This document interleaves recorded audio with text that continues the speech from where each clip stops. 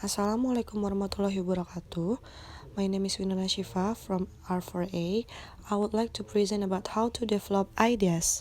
First is the cluster method. Cluster signifies a group of ideas. This technique gives free rein to your fantasy and your associations. It helps you collect ideas in a creative way and to determine a course of activity. This is how you create a cluster. 1. Place a sheet of paper A4 or large landscape format in front of you.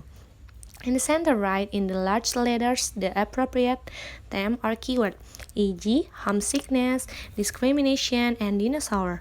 2. Circle these words.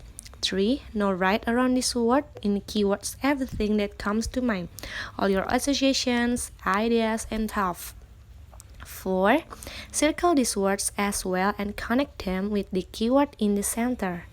5. You can write new words around each circle word and circle them as well. 6. This way, a whole network of ideas and association emerge in the end. For example, like this. Next, the use of media or realia for CLT approach. In the same way, language is not only the characteristic of persons of identity rather than group identities. In other words, it expresses quiet, complex community backgrounds. In teaching approach, these factors appeal as necessary as the social context of communicative situations. In order to create better conditions in the classroom, opportunities must be provided for students to practice using language within contexts that are likely to be encountered in the target culture and that relates back to their own social and cultural system. Therefore, using language in meaningful discourse as it occurs in context of real-life situations is important, rather than learning language through disconnected word list or isolated sentence. Media often unconsciously influence language as well as social and cultural attitudes. Individuals are often not aware that they are being educated and constructed by media culture, and that it can shift their attitudes about intellectual property or diversify cultural expressions. The notion of media can go much further than only print media, influence our daily life, and a critical reading becomes necessary to distinguish between media categories as well as between information and manipulation.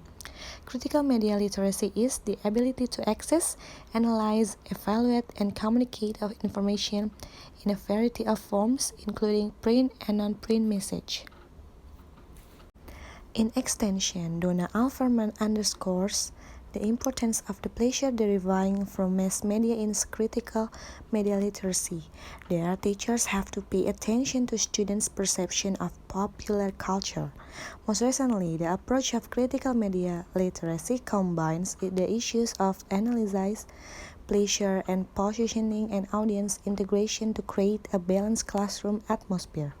Therefore, Turlich's differentiation between a liberal approach of accessibility and analyzing and the radical approach of involving citizens in the creation of media doesn't work any longer, since both approaches merge recently.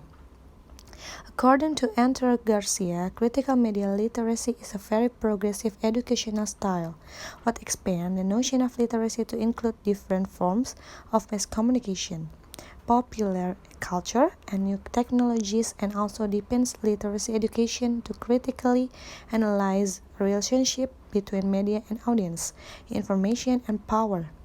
Individuals take up cultural texts differently,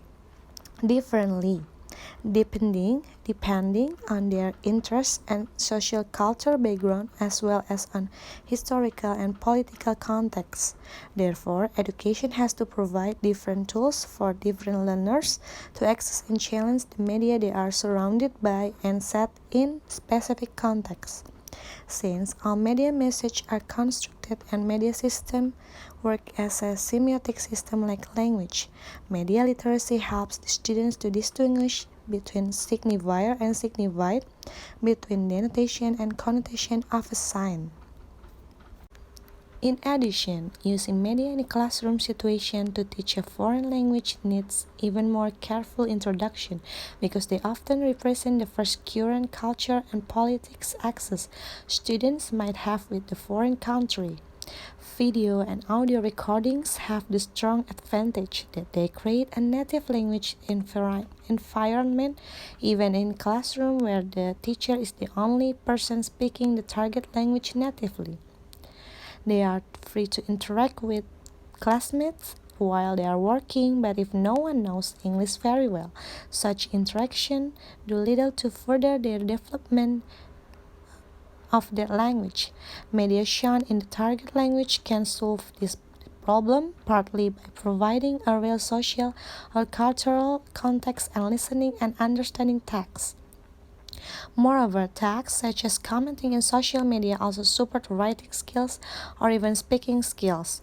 Due to this political situation in media literacy, contexts that require discussions, the communicative approach of teaching is the necessary best to allow students to critically think and challenge not only the foreign culture, but compare it to its own experience.